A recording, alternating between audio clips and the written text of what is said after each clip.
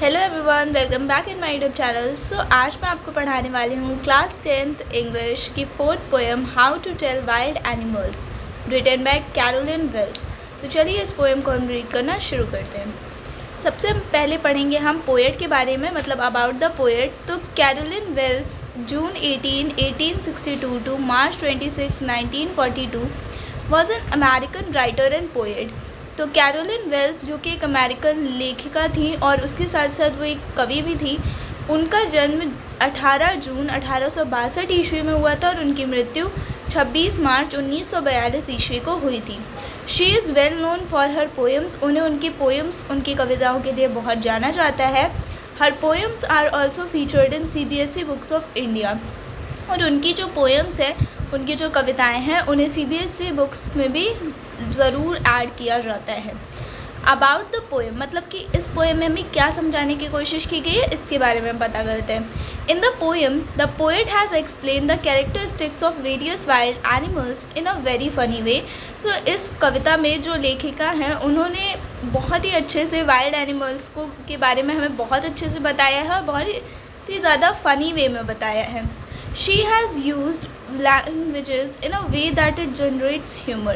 और उन्होंने थोड़ा ख़तरनाक तरीका तो बताया है, लेकिन उन्होंने बहुत फ़नी वे में भी उसे एक्सप्लेन करने की कोशिश की है कि हम कैसे एक वाइल्ड एनिमल को पहचान सकते हैं। She is introducing the readers to various kind of wild animals like Asian lion, Bengal tiger, bear, etc।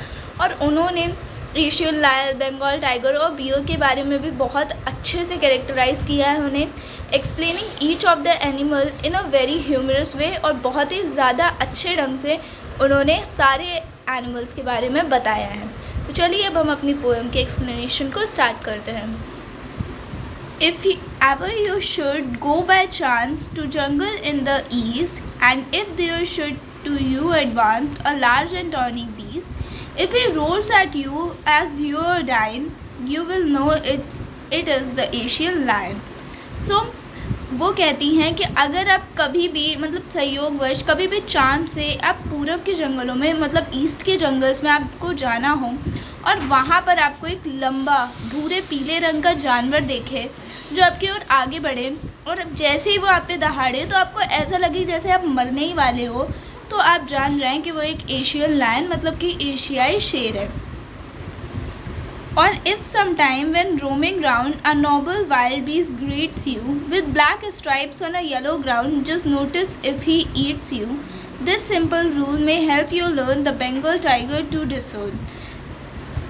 तो अब लेखिका कहती हैं कि अगर आपको बंगाल के बाघ के बारे में अगर हम बताएं, तो यदि आप कभी भटक रहे हो और आपका किसी एक शाही जंगली जानवर से सामना हो जाए और जिसने के शरीर पर पीला शरीर हो और काली काली धारियाँ हों, तो आप बस इतना ध्यान रखें कि कहीं वो आपको खा ना जाए, और वहाँ से आपको जब डर लगने लगे तो आप जान जाएं कि वो बंगाल टाइगर, मतलब कि बंगाल का बाघ है।